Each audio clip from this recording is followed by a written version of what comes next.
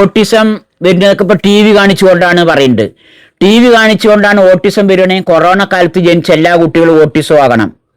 T V ഇപ്പോൾ ഇവർ കളിപ്പാട്ട് എന്തെങ്കിലും കൊടുത്തു കഴിഞ്ഞാൽ അതിനെ അങ്ങനെ വെറുതെ നല്ല രീതിയിൽ വയ്ക്കില്ല. ബേ ബേ ബേ പറഞ്ഞ് ഇങ്ങനെ സൗണ്ട് ഉണ്ടാക്കി ഇങ്ങനെ അങ്ങനെ അതിനെ തിരിച്ച് ഇങ്ങനെ അതിലേക്ക് തന്നെ നോക്കിയിട്ട് ഇങ്ങനെ തിരിച്ച് മണിക്കൂറോളം അവർ ഇരിക്കും. രാവിലെ തൊട്ട് വൈകുന്നേരം വരെ വേണമെങ്കിൽ ഇരിക്കും. കണ്ണും ദൃഷ്ടിയൊക്കെ പലപടിക്കാക്കി ഇങ്ങനെ സൗണ്ടുകൾ ഉണ്ടാക്കും. ചിലപ്പോൾ കയ്യിൽ കടിക്കും. പിന്നെ ഇങ്ങനെ എങ്ങോട്ടെങ്കിലൊക്കെ നോക്കിയിട്ടായിരിക്കും ഇരിക്കുക. ദൃഷ്ടികളൊക്കെ പലവടിക്ക് നോക്കിയിട്ടിരിക്കുക. അങ്ങനെ വ്യത്യസ്തമായ സ്വഭാവങ്ങൾ പല കുട്ടികളും വ്യത്യസ്ത തരത്തിൽ കാണിക്കും. മെയിനായിട്ട് ഡെവലപ്മെന്റ് പീഡിയാട്രീഷ്യൻ പറഞ്ഞ ഡോക്ടർമാരുണ്ട് കുട്ടികളുടെ.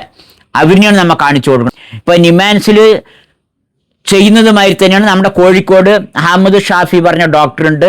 അവർ എനിക്ക് പരിചയമുള്ളതുകൊണ്ട് ഞാൻ അവരിനെ പറയുന്നത്. വേറെ നല്ല ഡോക്ടർമാരൊക്കെ ഉണ്ടാവും.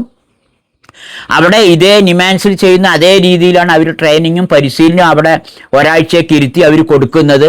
എല്ലാ ചൊവ്വാഴ്ചയും വൈകുന്നേരം ഇങ്ങനത്തെ രക്ഷിതാക്കൾക്ക് ഗൂഗിൾ മീറ്റിലൂടെ വന്ന് സംശയങ്ങൾ ചോദിക്കാനുള്ള സൗകര്യങ്ങളും ചെയ്തിട്ടുണ്ട്. ഞാൻ അതിൻ്റെ നമ്പർ ഇവിടെ കൊടുക്കുക. വേണ്ടവർ ആ നമ്പറിൽ ബന്ധപ്പെട്ട് ബുക്ക് ചെയ്ത് നോക്കുകയൊക്കെ ചെയ്യാം. ഷിജാസിൻ്റെ ചാനലിലേക്ക് എല്ലാവർക്കും സ്വാഗതം. നമ്മൾ കുറച്ച് ദിവസം മുമ്പ് ഷിജാസിൻ്റെ ഓട്ടിസം യാത്ര പറഞ്ഞിട്ടൊരു വീഡിയോ ചെയ്തിട്ടുണ്ടായിരുന്നു, പാർട്ട് 1. അതിൻ്റെ 2ാം ഭാഗമാണ് ഇത് ചെയ്യണത്. അപ്പോൾ അത് കാണാത്തവരെല്ലാവരും അത് കണ്ട ശേഷം ഈ വീഡിയോ കാണുക. അപ്പം ഞങ്ങൾ അങ്ങനെ ബാംഗ്ലൂർ നിമാൻസിലെത്തി. National Institute of Mental Health and Neuro Science പറയും. ഏഷ്യയിൽ തന്നെ അന്ന് ഏറ്റവും വലിയ ഹോസ്പിറ്റലിലാണത്. അപ്പോൾ അവിടെയാണ് പോയത്. അപ്പോൾ അവിടെ നമ്മൾ ഈ ചുറ്റിത്തിരിഞ്ഞ് അവിടെ എത്തുമ്പോഴേക്കും ഷിജാസിന് 2 വയസ്സായി. അപ്പം ഞങ്ങൾ രാവിലെ നേരത്തെ അവിടെ ഒരു 8-9 മണിയാകുമ്പോഴേക്കും ഞങ്ങൾ എത്തി. 9 മണിക്കാണ് ടോക്കൺ കൊടുക്കുന്നത്. ലൈനിൽ നിന്ന് ഞങ്ങൾക്ക് ടോക്കൺ തന്നു.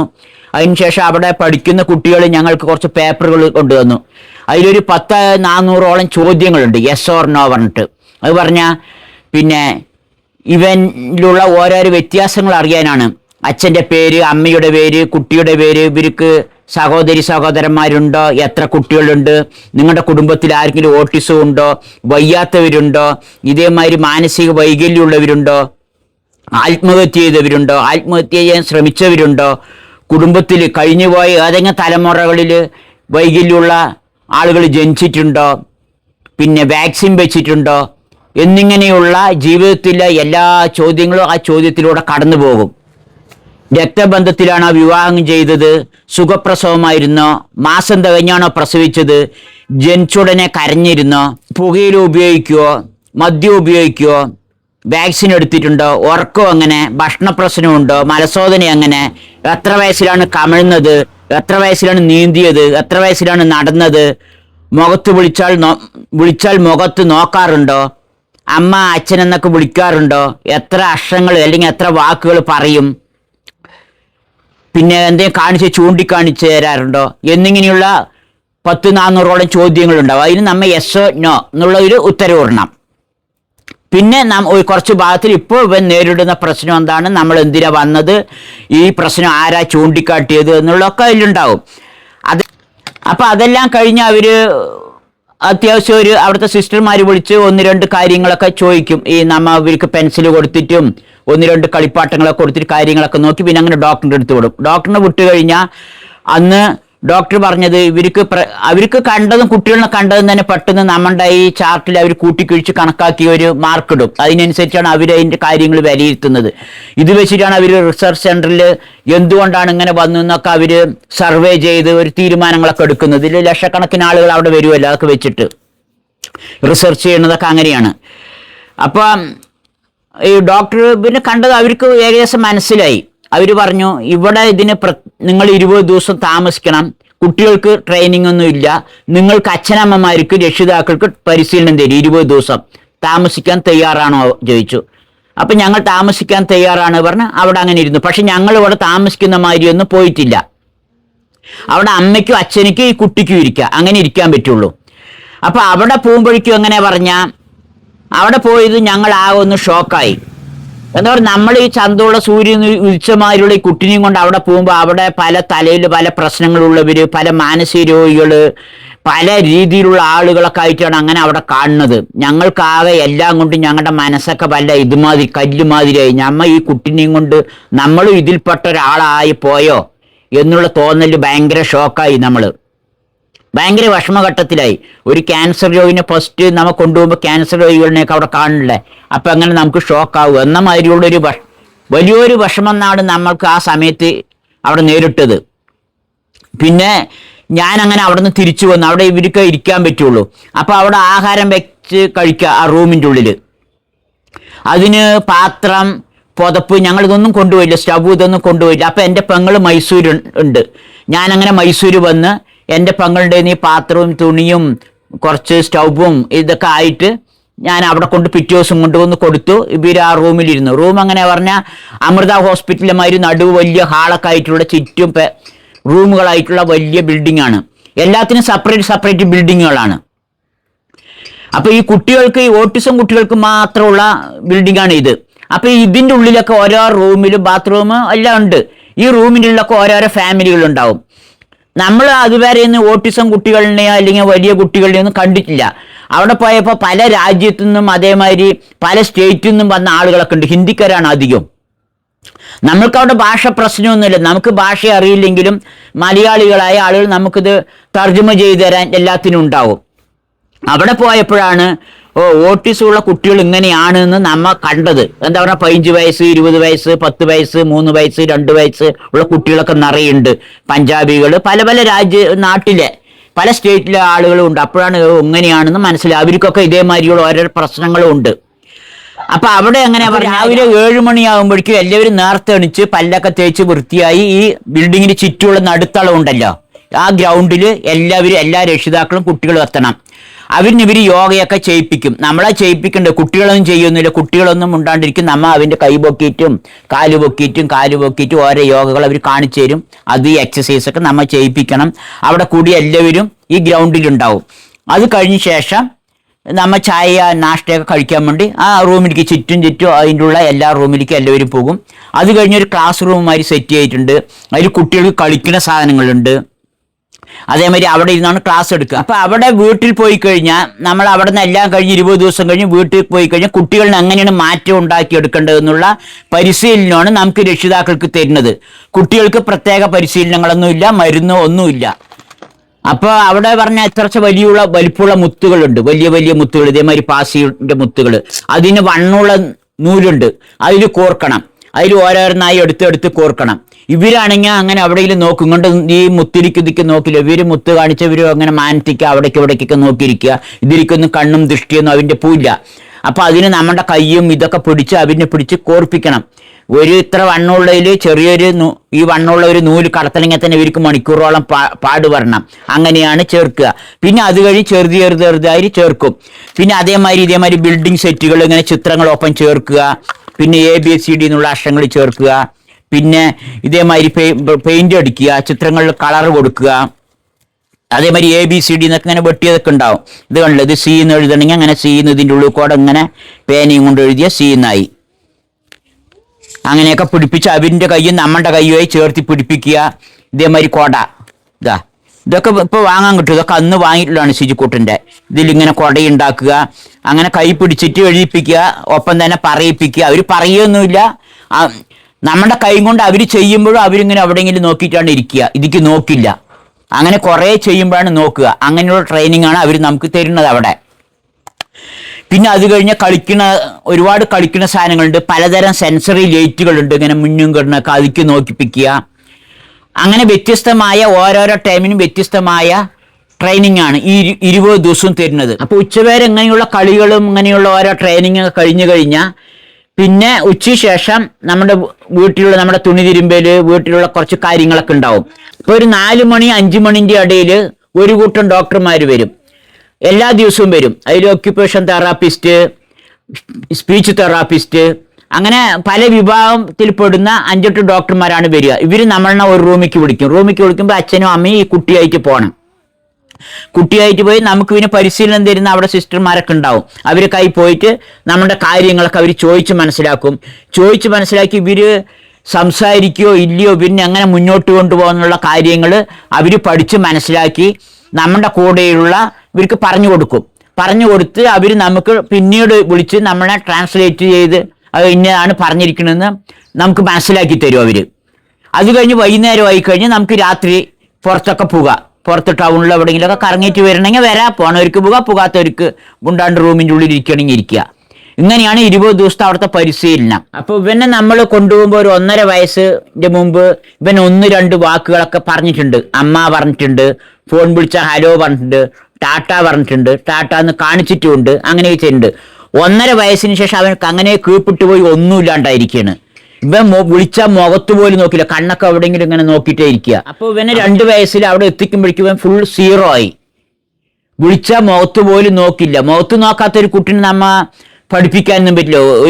ഒരു കാര്യത്തേക്ക് ശ്രദ്ധിക്കുക പറയുമ്പോൾ അവർക്ക് നോക്കുന്ന പിന്നാലെ നമുക്ക് പറയാനോ അല്ലെങ്കിൽ എഴുതാനൊക്കെ പറ്റുള്ളൂ. അപ്പോൾ അങ്ങനെയുള്ള കുട്ടിനെ ആദ്യം മുഖത്ത് നോയിപ്പിക്കണം നമുക്ക്, അതാണ് മെയിൻ ഭാഗം. അപ്പോൾ അതിനുള്ള ട്രെയിനിങ് ആണ് അവർ ആദ്യം തരുന്നത്. അപ്പോൾ ഷിജുക്കുട്ടനയ്ക്ക് എങ്ങനെയാണ് ട്രെയിനിങ് കൊടുക്കാൻ വേണ്ടി നമ്മളടുത്ത് പറഞ്ഞിരിക്കുന്നത് പറഞ്ഞാൽ, അവനിക്ക് ഏറ്റവും ഇഷ്ടമുള്ള സാധനം വാങ്ങി വെക്കാൻ പറഞ്ഞിട്ടുണ്ട്. അവനിക്ക് ഏറ്റവും ഇഷ്ടമുള്ള സാധനം മുട്ടായി, മിന്നുകളുള്ള പ്രത്യേകതരം ലൈറ്റുകളൊക്കെ ഉണ്ട്, അതൊക്കെയാണ് അവനിക്ക് ഇഷ്ടം. ഷിജുക്കുട്ടൻ മുഖത്ത് നോക്കില്ല എന്നുള്ളതാണ്, വിളിച്ചാൽ വിളി കേൾക്കില്ല, മുഖത്ത് നോക്കില്ല എന്നുള്ളതാണ് മെയിൻ പ്രശ്നം. അപ്പോൾ ഷിജുക്കുട്ടിക്ക് ഏറ്റവും ഇഷ്ടമുള്ള സാധനം എന്താണോ അത് വാങ്ങിക്കൊണ്ടുവന്നിട്ട് അവനെ വിളിക്കാനാണ് അവർ പറയുന്നത്. അപ്പോൾ ചില കുട്ടികൾക്ക് ഫോണായിരിക്കും, ചില കുട്ടികൾക്ക് മുട്ടായി ആയിരിക്കും, ചില കുട്ടികൾക്ക് കളിപ്പാട്ടായിരിക്കും, ചിലർക്ക് കാറായിരിക്കും. അങ്ങനെ പലവർക്കും പല തരത്തിലായിരിക്കും. ഷിജുക്കുട്ടിക്ക് അങ്ങനെ പറഞ്ഞാൽ മിന്നുന്ന ലൈറ്റിനോടൊക്കെ ഭയങ്കര ഇഷ്ടമാണ്, പിന്നെ മുട്ടായികളോടും ഇഷ്ടമാണ്. അപ്പോൾ മിന്നുന്ന ലൈറ്റും വാങ്ങിയിട്ടുണ്ട്, മുട്ടായും ഷിജുക്കുട്ടനേക്ക് വാങ്ങിയിട്ടുണ്ട്.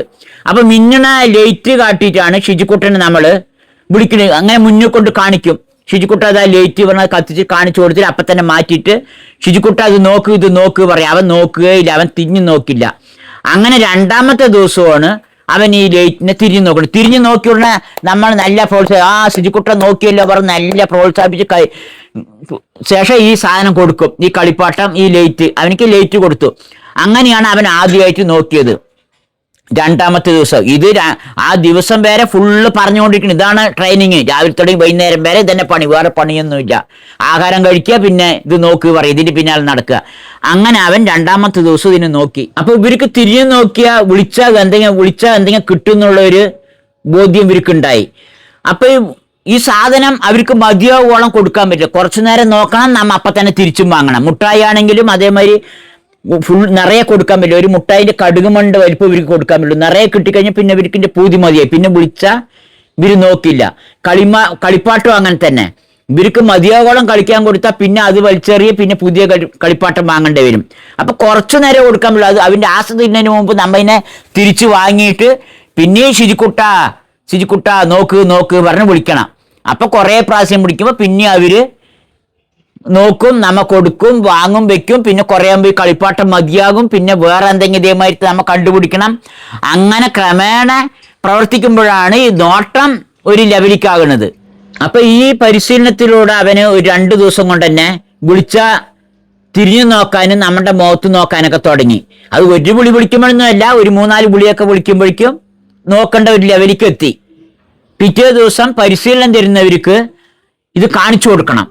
ഇതേമാതിരി ലൈറ്റൊക്കെ വെച്ചിട്ട് ഷിജുക്കുട്ടാന്ന് വിളിക്കുമ്പോൾ അവനായിരിക്കും നോക്കണം. അങ്ങനെ നോക്കുമ്പോൾ അവർക്കും സന്തോഷമായി, നമുക്കും സന്തോഷമായി. അങ്ങനെ അടുത്ത ട്രെയിനിങ് നമുക്ക് അടുത്ത സ്റ്റെപ്പിലേക്ക് മാറുകയാണ്. അടുത്ത ക്ലാസ് പ്രായത്തിനനുസരിച്ച് ഇവൻ എന്തെങ്കിലും ചോദിച്ചാൽ ചൂണ്ടിക്കാണിച്ച് തരില്ല. അപ്പം അതാണ് നമ്മൾ അടുത്ത ട്രെയിനിങ് അവനിക്ക് തന്നിരിക്കുന്നത്.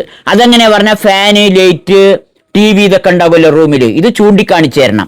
അപ്പോൾ ഇവനിക്ക് അതിന് മുട്ടായൊക്കെ കൊടുത്തിട്ടാണ് അതാ ശുചിക്കുട്ട ഫാന് പറഞ്ഞ് ബെർലിനായിരിക്കും നോയിപ്പിക്കുന്നത്. നമ്മ അങ്ങനെ പിടിച്ച് തലയിങ്ങനെ ആക്കി കാണിച്ചു കൊടുക്കും.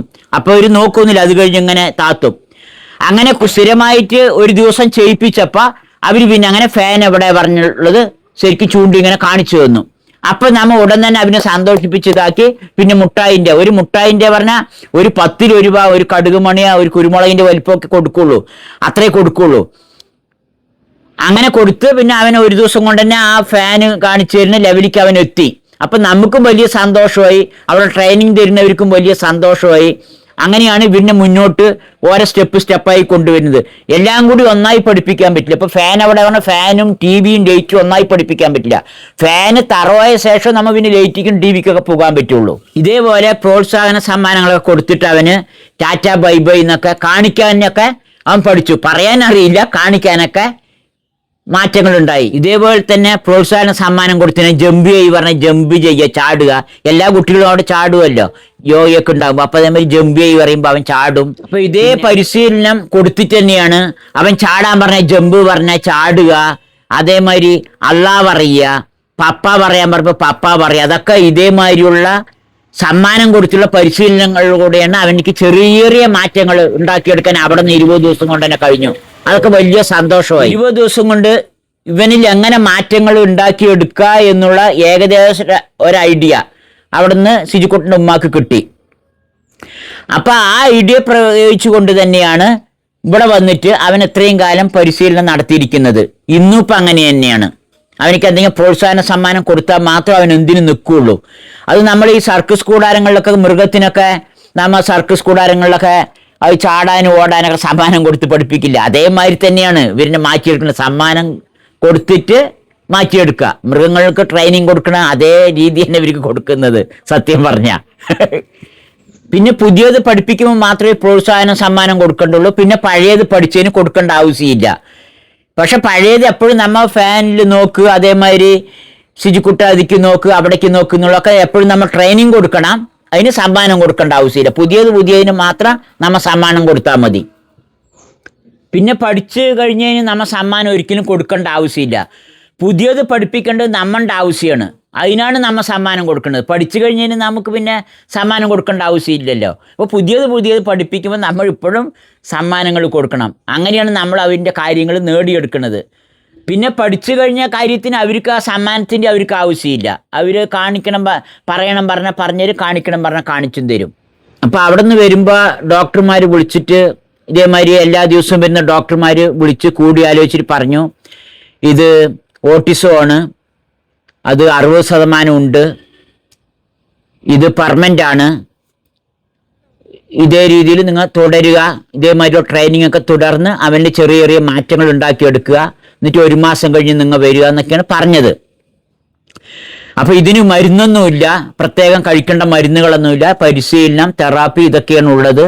ഇതുമാതിരി തുടർന്നാൽ കുറച്ച് മാറ്റങ്ങളൊക്കെ ഉണ്ടാക്കിയെടുക്കാൻ കഴിയും. നിങ്ങൾ സാധാരണ സ്കൂളിൽ അയച്ചാൽ മതി, നോർമൽ കുട്ടികളുടെ കൂടെ, സ്പെഷ്യൽ സ്കൂളിൽ അയക്കണ്ട, സാധാരണ കുട്ടികളുടെ കൂടെ കളിക്കുക. വീട്ടിലൊക്കെ ഇതേമാതിരി പ്രോത്സാഹന സമ്മാനങ്ങളൊക്കെ കൊടുത്തിട്ട് പുതിയ കാര്യങ്ങൾക്ക് പഠിപ്പും അക്ഷരങ്ങൾ പഠിപ്പിക്കുന്നത് എല്ലാം പുതിയ രീതിയിൽ ഇങ്ങനെ നിങ്ങൾ തുടരുക, 1 മാസം കഴിഞ്ഞ് വരിക എന്നാണ് പറഞ്ഞത്. അപ്പോൾ ഇതിൻ്റെ ഇടയിൽ കൂടെ അവർ വിറ്റാമിൻ ഡി, അതേമാതിരി ഹൈപ്പോതൈറോയിഡിസം, അതേമാതിരി അയണിൻ്റെ കുറവുണ്ടോ, രക്തക്കുറവുണ്ടോ, ഹൈപ്പോതൈറോയിഡിസം, അതേമാതിരി സിങ്ക്, മെർക്കുറി, ലെഡ്, ഇതിൻ്റെ അങ്ങനെയുള്ള വിറ്റാമിൻ്റെ ഒരു ടെസ്റ്റ് അത്ര തന്നെ ചെയ്തിട്ടുള്ളൂ. വേറെ പ്രത്യേക ടെസ്റ്റ് ഒന്നും അവിടെ ചെയ്തില്ല. അതൊരു അതിൻ്റെ രീതിക്ക് ചെയ്തു എന്ന് മാത്രം. ഓട്ടിസം ഉള്ള കുട്ടികളുടെ ചില ലക്ഷണങ്ങൾ ഞാനിവിടെ പറയാം. അവർ വിളിച്ചാൽ വിളിക വെക്കില്ല, വിളിച്ചു കഴിഞ്ഞാൽ വിളിക വെക്കില്ല, നമ്മുടെ മുഖത്തേക്ക് നേരെ നോക്കില്ല, കണ്ണിലേക്ക് നേരെ നോക്കില്ല, നമ്മുടെ കണ്ണിക്ക് നോക്കാൻ പറഞ്ഞാൽ കണ്ണിക്ക് നോക്കില്ല. നമ്മ മാതാപിതാക്കൾ മുഖം കൊണ്ട് ചുരുക്കിയ പല ഗോഷ്ഠികളൊക്കെ കാട്ടിച്ചു കഴിഞ്ഞാൽ ആ മുഖഭാവത്തിന് പേടിപ്പെടുത്തുക ചെയ്തു കഴിഞ്ഞാൽ അവരൊന്നും മുഖഭാവങ്ങളിൽ വ്യത്യാസം ഉണ്ടായില്ല. പിന്നെ എന്തെങ്കിലും സൗണ്ട് കേട്ടാൽ ആ സൗണ്ടിലേക്ക് തിരിഞ്ഞു നോക്കില്ല, ശ്രദ്ധിക്കില്ല. ആ സൗണ്ട് എന്താണ് എന്നുള്ളത് മനസ്സിലാക്കാൻ നമ്മളൊക്കെ സാധാരണ എല്ലാവരും ശ്രദ്ധിക്കുമല്ലോ, അങ്ങനെ ശ്രദ്ധിക്കില്ല. പേര് വിളിച്ചാൽ സിജു പറഞ്ഞ് വിളിച്ചാലൊന്നും അതൊന്നും ശ്രദ്ധിക്കില്ല. പിന്നെ 2 അക്ഷരങ്ങൾ ചേർത്തിട്ടൊന്നും രണ്ട് അക്ഷരങ്ങൾ ആ ഊന്നൊക്കെ 2 അക്ഷരങ്ങൾ ചേർത്തി അവർക്ക് വായിക്കാൻ അറിയില്ല. അതേമാതിരി കളികളിൽ നിന്നും വലിയ താല്പര്യം ഉണ്ടായില്ല. വിരൽ ചൂണ്ടിയ ഒന്നും കാണിക്കില്ല. നമ്മുടെ പൂച്ചയതാ, അതേമാതിരി പക്ഷികളതാ, തത്തയതാ പറഞ്ഞിട്ടൊന്നും കാണിച്ച് വിരൽ ചൂണ്ടി കാണിച്ച് ഇവർ കാണിച്ചേ ഇല്ല. പിന്നെ ടാറ്റ ബൈ ബൈ പറഞ്ഞാൽ അവരതൊന്നും കാണിക്കില്ല. മറ്റുള്ളവർ ചെയ്യണമാതിരി അനുകരിക്കില്ല. നമ്മളിപ്പോൾ ഡാൻസൊക്കെ കളിക്കുക, കുട്ടികളൊക്കെ കളിക്കുമല്ലോ ഡാൻസ്, എന്നമാതിരി ഇവർ കളിക്കാൻ ശ്രമിക്കില്ല. പിന്നെ 12 മാസമായിട്ടും വാക്കുകളൊന്നും പറയാണ്ടിരിക്കുക. 12 മാസമായി അത്യാവശ്യം വാക്കുകളും സൗണ്ടുകളൊക്കെ ഉണ്ടാക്കണം. ഇതൊന്നും അവർ പറയാണ്ടിരിക്കുക. പിന്നെ ആംഗ്യ ഭാഷ ഉപയോഗിക്കാണ്ടിരിക്കുക. നമ്മൾ ആംഗ്യം കാണിക്കും, വാ പറഞ്ഞാൽ വരിക, കൈ കൊണ്ട് വാ പറഞ്ഞ് ഇങ്ങനെ ആക്കിയ വരിക, പോ പറഞ്ഞാൽ പോകുക, അതൊന്നും അറിയില്ല അവർ. പിന്നെ കൂടെയുള്ളവരായിട്ടൊന്നും അങ്ങനെ ശ്രദ്ധ കാണിക്കാണ്ടിരിക്കുക. കൂടെയുള്ളവരൊക്കെ ആയിട്ട് ഇങ്ങനെ ഇടപഴകി കളിക്കാണ്ടിരിക്കുക. കളിപ്പാട്ടങ്ങളൊക്കെ അത് ഉപയോഗിക്കേണ്ട രീതിയിൽ ഉപയോഗിക്കില്ല. ഇപ്പോൾ കാറുകളാണെങ്കിൽ അതിന് ഉരുട്ടി കളിക്കില്ല. അവർ തലതിരിച്ച് വെച്ചിട്ട് ചക്രത്തിൽ മാത്രം ചിലപ്പോൾ തിരിച്ചു കളിക്കും, ചിലപ്പോൾ വരി നിരത്തി കളിക്കും. അങ്ങനെ ഒരു വ്യത്യസ്ത രീതിയിലായിരിക്കും കളിക്കുക. 1.5 വയസ്സൊക്കെ ആയി കഴിഞ്ഞാൽ ഒരു വാക്ക് എന്തെങ്കിലുമൊക്കെ അവർ പറയണം, അമ്മ ഉമ്മ എന്നൊക്കെ എന്തായാലും നിർബന്ധമായിട്ട് പറയണം. പിന്നെ അത് കഴിഞ്ഞ് 2 വാക്കുകൾ കൂട്ടി, 2 വയസ്സായി കഴിഞ്ഞാൽ കൂട്ടിയിട്ടുള്ള 2 വാക്കുകൾ പറയാൻ അവർക്ക് കഴിയണം. നമ്മൾ എന്തെങ്കിലും പറഞ്ഞാൽ നിർദ്ദേശം അവർക്ക് അനുസരിക്കാൻ കഴിയണം. നമ്മൾ അങ്ങോട്ട് പോ അങ്ങോട്ട് നിൽക്ക് എന്നൊക്കെ പറഞ്ഞാൽ അത് അവർക്ക് ചെറിയ രീതിയിൽ അനുസരിക്കാൻ കഴിയണം. പിന്നെ കുട്ടികളായിട്ട് നന്നായി കളിക്കണം, അതിനുള്ള താല്പര്യം അവർ കാണിക്കണം. ഇവർ കുട്ടികളായിട്ട് കളിക്കാണ്ട് ഒറ്റപ്പെട്ടിരിക്കും. ചിലപ്പോൾ ഒരേ വാക്കുകൾ തന്നെ ഒരേ സൗണ്ട് തന്നെ ഇവരുണ്ടാക്കണം. ഒന്നിൽ ബേ ബേ എന്നാ അതെങ്ങനെ എന്തെങ്കിലുമൊക്കെ സൗണ്ട് സ്വന്തം ഉണ്ടാക്കിക്കൊണ്ടിരിക്കും. അങ്ങനെ കാണുമ്പോഴാണ് ഇവരുടെ ലക്ഷണങ്ങൾ നമ്മൾ മനസ്സിലാക്കുക. അപ്പോൾ ഇവർ കളിപ്പാട്ടം എന്തെങ്കിലും കൊടുത്തു കഴിഞ്ഞാൽ അതിനെ അങ്ങനെ വെറുതെ നല്ല രീതിയിൽ വയ്ക്കില്ല. ബേ ബേ ബേ പറഞ്ഞ് ഇങ്ങനെ സൗണ്ട് ഉണ്ടാക്കി ഇങ്ങനെ അതിനെ തിരിച്ച് ഇങ്ങനെ അതിലേക്ക് തന്നെ നോക്കിയിട്ട് ഇങ്ങനെ തിരിച്ച് മണിക്കൂറോളം അവർ ഇരിക്കും. രാവിലെ തൊട്ട് വൈകുന്നേരം വരെ വേണമെങ്കിലും ഇരിക്കും. പിന്നെ അത് കഴിഞ്ഞ് എവിടെയെങ്കിലും ഇട്ടിട്ട് അവർ പോകും. അങ്ങനെ ഒരു പ്രത്യേക രീതിയിലായിരിക്കും. പിന്നെ ഇങ്ങനെ ആക്കിയിട്ട് ബേ ബേ ബേ കണ്ണും ദൃഷ്ടിയൊക്കെ പലപടിക്കാക്കി ഇങ്ങനെ സൗണ്ടുകൾ ഉണ്ടാക്കും. ചിലപ്പോൾ കയ്യിൽ കടിക്കും. പിന്നെ ഇങ്ങനെ എങ്ങോട്ടെങ്കിലൊക്കെ നോക്കിയിട്ടായിരിക്കും ഇരിക്കുക. ദൃഷ്ടികളൊക്കെ പലവടിക്ക് നോക്കിയിട്ടിരിക്കുക. അങ്ങനെ വ്യത്യസ്തമായ സ്വഭാവങ്ങൾ പല കുട്ടികളും വ്യത്യസ്ത തരത്തിൽ കാണിക്കും. അങ്ങനെയൊക്കെ കാണുമ്പോഴാണ് നമ്മളിത് വ്യത്യസ്തമായ രീതിയിൽ കുട്ടികളുടെ രീതി നമ്മൾ ചിന്തിക്കേണ്ടതും മനസ്സിലാക്കേണ്ടതും. നമ്മൾ ഒരു തത്ത തന്നെ കാണിച്ചിട്ട് തത്ത ആ പക്ഷി നോക്ക് പറഞ്ഞാൽ അവർ നോക്കണം.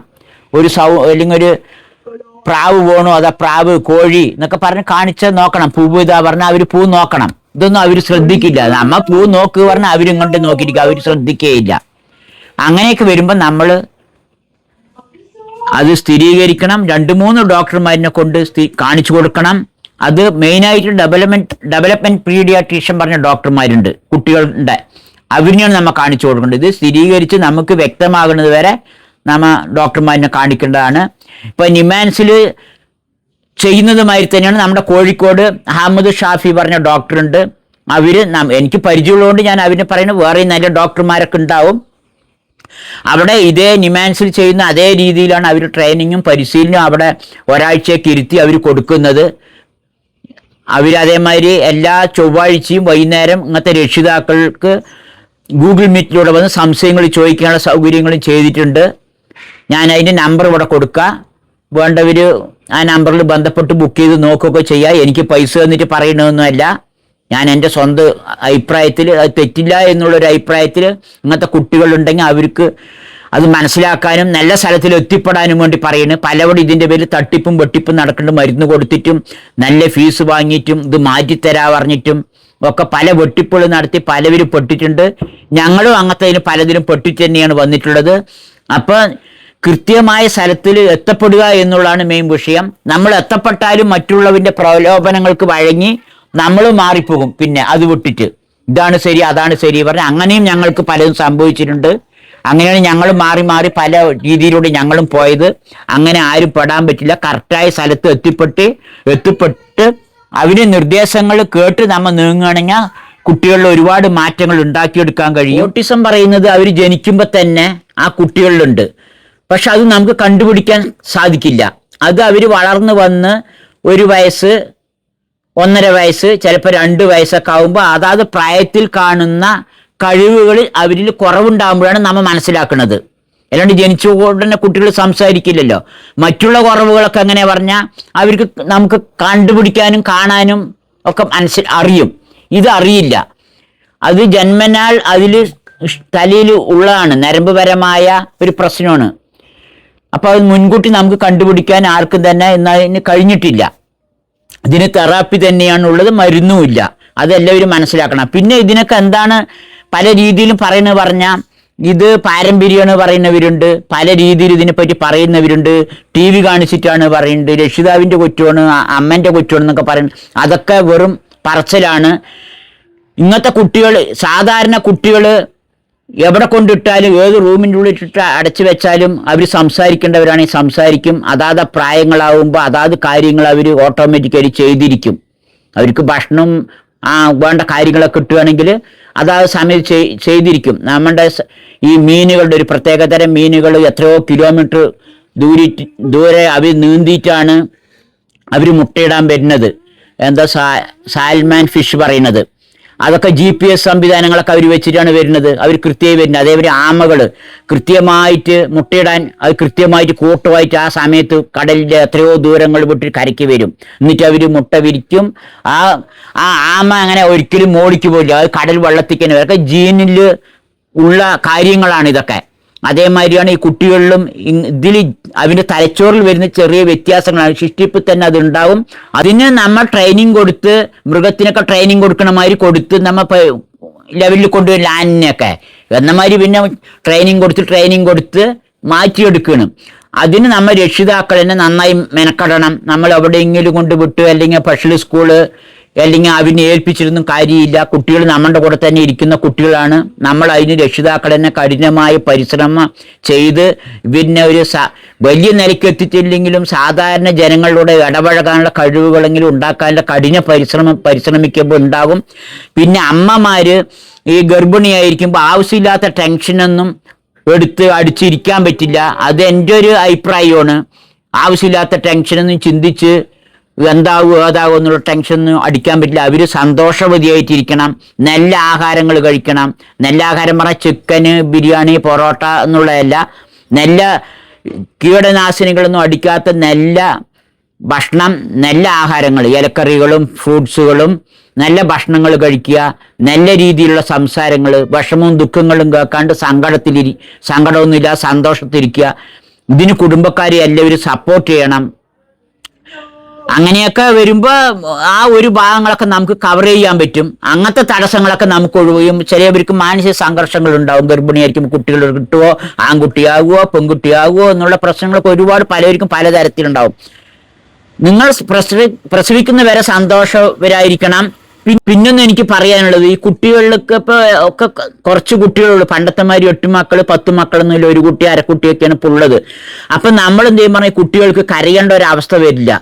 അരമണിക്കൂർ 1 മണിക്കൂർ അങ്ങനെ കണക്കാക്കി കൃത്യമായിട്ട് അവർക്ക് വിശക്കുന്നതിന് മുമ്പ് തന്നെ നമ്മൾ ആഹാരം ഇങ്ങനെ കുത്തിത്തുരുകി കൊണ്ട് കൊടുക്കണം. അത് ചെയ്യാൻ പറ്റില്ല. അവർക്ക് വിശക്കാനും കരയാനും അത് ആവശ്യപ്പെടാനുള്ള സാഹചര്യങ്ങളൊക്കെ നമ്മൾ സൃഷ്ടിക്കണം. എന്നിട്ട് ഭക്ഷണം കൊടുക്കണം. അതേമാതിരി അവരിനെ നിലത്തൊന്നും അഴിയാണ്ടിരിക്കാനും ചളിയാകും എന്നൊക്കെ പറഞ്ഞ് നിലത്തൊന്നും വിടാൻ അവർ നിലത്ത് അഴയണം, കുത്തി എണീക്കണം, നിരങ്ങണം, നീന്തണം. ഇതൊക്കെ കുട്ടികളുടെ ഡെവലപ്മെന്റിന്റെ ഭാഗമാണ്. നീന്തുക പറയുന്നതും മുട്ടിൽ ആനമാതിരി കഴിഞ്ഞ് കുട്ടികൾ നടക്കുന്നതൊക്കെ ഡെവലപ്മെന്റിന്റെ ഭാഗമാണ്. അത് മുട്ടുതേയും മുട്ട് പൊട്ടുന്നൊക്കെ പറഞ്ഞ് നമ്മൾ പിടിച്ചേറ്റി നടക്കാൻ പറ്റില്ല.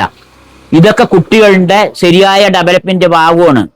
കുട്ടി അഴയാണ്ടാണ് നടന്ന് അല്ലെങ്കിൽ അഴയാണ്ടാണ് ഇങ്ങനെയൊക്കെ ചെയ്തു പറഞ്ഞാൽ അതൊക്കെ ഭയങ്കര പ്രശ്നങ്ങളാണ്. വയറ്റിൻ്റെ ഉള്ളിൽ കിടക്കുമ്പോൾ തന്നെ കുട്ടികളുടെ ഡെവലപ്മെന്റ് പല ഭാഗങ്ങളും ഉണ്ട്. അതൊക്കെ ഡോക്ടർമാരും ഇവരൊക്കെ പറയുന്നതാണ്. ആ വിഷയത്തേക്ക് ഞാൻ കടക്കുന്നില്ല. പിന്നെ ഓട്ടിസം വരുന്നതൊക്കെ ഇപ്പോൾ TV കാണിച്ചുകൊണ്ടാണ് പറയുന്നത്. TV കാണിച്ചുകൊണ്ടാണ് ഓട്ടിസം വരുന്നത്. കൊറോണ കാലത്ത് ജനിച്ച എല്ലാ കുട്ടികളും ഓട്ടിസം ആകണം. TV കാണിക്കുന്നതും ഫോണിൽ നോക്കണമൊക്കെ തെറ്റന്നെയാണ്. അത് എല്ലാവർക്കും സാധാരണ നമ്മൾക്ക് എല്ലാവർക്കും തെറ്റന്നെയാണ്. ഒരു പരിധി വരെ കാണാം. ഇനി TV എന്നല്ല, എല്ലാ കാര്യവും അമിതമായ തെറ്റാണ്. ഇപ്പം ആഹാരം കഴിക്കുന്ന അമിതമായ തെറ്റാണ്, ടൂർ പോണത് അമിതമായ തെറ്റാണ്. എല്ലാം അമിതമായ തെറ്റന്നെയാണ്. എല്ലാത്തിനും ആഹാരം അധികം കഴിച്ച തെറ്റാണ്. എല്ലാത്തിനും ഒരു ലിമിറ്റ് വേണം. അപ്പോൾ TVയും കാണണം, ഫോണും കാണണം, എല്ലാം കാണണം. എല്ലാം ഒരു അളവാണ്. പിന്നെ ഇതൊന്നും ഒരു അച്ഛൻ്റെ അമ്മൻ്റെ കുറ്റം കൊണ്ട് വരുന്നൊന്നല്ല. ഇത് ബ്രെയിനിൽ ഉണ്ടാകുന്ന ചില മാറ്റങ്ങൾ ഉണ്ടാകുന്നതാണ്. ബ്രെയിനിൽ പല ഹെവി മെറ്റൽസിൻ്റെയും പല പ്രശ്നങ്ങൾ കൊണ്ടുണ്ടാകുന്ന പ്രകൃതിയിലെ മലിനീകരണങ്ങൾ, വാദങ്ങൾ ശ്വസിച്ചിട്ട് അങ്ങനെ പല രീതി കൊണ്ടും വരുന്നതാണ്. എല്ലാവർക്കും ഒരേമാതിരി വരില്ല. ചിലവരുടെ ശരീരത്തിലേക്ക് ചേരാണ്ടാവുമ്പോൾ അങ്ങനെ പലതും വരുന്നതാണ്. അല്ലാണ്ട് അച്ഛൻ്റെ അമ്മൻ്റെ അവൻ്റെ കുടുംബക്കാരിനെയൊന്നും കുറ്റം പറഞ്ഞിട്ട് ഒരു കാര്യമില്ല. അങ്ങനത്തെ കാര്യങ്ങളൊന്നും ഇതുവരെ ആരും കണ്ടുപിടിച്ചിട്ടില്ല. രക്തബന്ധങ്ങളിൽ കല്യാണം കഴിച്ചിട്ടാണെന്നൊക്കെ പറയുന്നുണ്ട്. അതൊക്കെ റിസർച്ചുകൾ പലതും പറയുന്നുണ്ടെങ്കിലും അതൊന്നും പരിപൂർണമായി ഇനിയും തെളിയിക്കപ്പെട്ടിട്ടില്ല. ഇത് ആരുടെയും കുറ്റം കൊണ്ടുവരുന്നതല്ല. അതുകൊണ്ട് കുടുംബക്കാരും അവരൊക്കെ അവരിനെയും കുറ്റം പറഞ്ഞ് ഒഴിഞ്ഞും തള്ളി നീക്കിയും മോശപ്പെടുത്തിയിട്ടൊക്കെ പലരും ചിത്രീകരിച്ച് കുടുംബത്തിൽ വഴക്കുണ്ടാകാണ്ട് നിന്റെ കുടുംബത്തിൽ നിന്നാണ് അതുണ്ടായത്, എൻ്റെ കുടുംബത്തിൽ നിന്നുണ്ടായി എന്നൊക്കെ പറഞ്ഞ് തമ്മിത്തലുണ്ട്. നിങ്ങൾ അതിന് നിൽക്കാതെ നിങ്ങൾ വന്ന കാര്യം കുട്ടീനെ മുന്നോട്ട് കൊണ്ടുവരാൻ എന്താ വേണ്ടത് പറഞ്ഞാൽ സഹകരിച്ച് എല്ലാവരും കുടുംബക്കാരും എല്ലാവരും സഹകരിച്ച് നന്നായി നിൽക്കുക. എന്താ പറഞ്ഞാൽ ഈ രക്ഷിതാക്കൾ ഇങ്ങനത്തെ കുട്ടി ജനിച്ചുകൂടി അവരാകെ തളർന്ന് തരിപ്പണമായിരിക്കുന്നവിടെ ബാക്കിയുള്ള ഒരു മുതലെടുക്കുകയാണ്, നിന്റെ കാര്യം എൻ്റെ കാര്യം പറഞ്ഞിട്ട് അതിനൊരിക്കലും ശ്രമിക്കുക. അങ്ങനത്തെ കാര്യത്തിന് നിൽക്കാണ്ടിരിക്കുക. അവർക്ക് എല്ലാവിധ സപ്പോർട്ടും കൊടുത്ത് പിന്തുണ കൊടുത്ത് കൂടെ വേണ്ട ഹെൽപ്പ് ചെയ്ത് നിങ്ങൾ പിന്നാലെ നിൽക്കുകയാണ് ചെയ്യേണ്ടത്. ആർക്ക് ഏത് സമയത്ത് വേണമെങ്കിൽ ഈ ഓട്ടിസം ഇല്ലാത്തവർക്കും ബുദ്ധിയും പരമായ പല പ്രശ്നങ്ങളുണ്ടാകാൻ വലിയ പണിയൊന്നുമില്ല. അവരൊന്ന് വീഴുക, പ്രഷർ തലക്കടിക്കുകയൊക്കെ ചെയ്താൽ മതി, കഴിഞ്ഞു. ഈ ലോകത്ത് ആരും വലിയ ആളുകളാണെന്ന് പറഞ്ഞ് നെഞ്ഞു വിരിച്ച് നടക്കാനൊന്നും ആർക്കും കഴിയൊന്നുമില്ല. ഒക്കെ ഓരോരുത്തർക്ക് ഓരോ വിധിയുണ്ട്, അത് അനുഭവിച്ച് പോകാനാണുള്ളത്. പക്ഷെ നമ്മ സമൂഹത്തിൽ ഇവരെ മുന്നേറാനുള്ള പ്രാപ്തരാക്കാൻ എല്ലാവരും ശ്രമിക്കണം. ഇത്തരം കുട്ടികൾക്ക് വേണ്ടി പരിശ്രമിക്കുന്നവർക്കും അവൻ്റെ രക്ഷിതാക്കൾക്കും പൊതുജനങ്ങളുടെയും എല്ലാവരുടെയും സപ്പോർട്ട് കിട്ടണം. അപ്പോൾ ഇതിൻ്റെ ബാക്കി ഭാഗം നമ്മൾ അടുത്ത വീഡിയോയിൽ പറയാം. എന്താ പറയുക, വലിയ വീഡിയോ ആകുമ്പോൾ എല്ലാവർക്കും നോക്കാനും കാണാനും കേൾക്കാനൊക്കെ ബുദ്ധിമുട്ടാവും. അപ്പോൾ വീഡിയോ ഇഷ്ടമായി ലൈക്ക് ചെയ്യണം, കമൻറ്റ് ചെയ്യണം, ഷെയർ ചെയ്യണം, സബ്സ്ക്രൈബ് ചെയ്യണം, ഫോളോ ചെയ്യണം. Thank you.